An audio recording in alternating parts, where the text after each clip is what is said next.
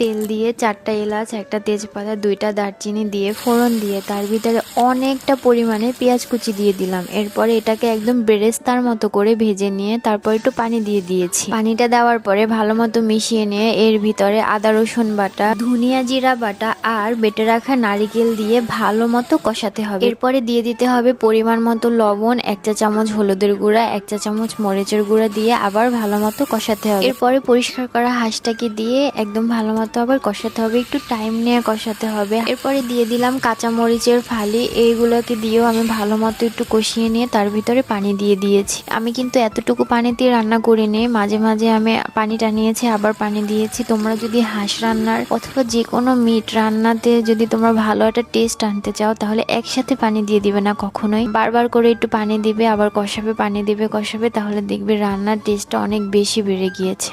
এই তো আমার রান্নাটা শেষ, তোমরা দেখতেই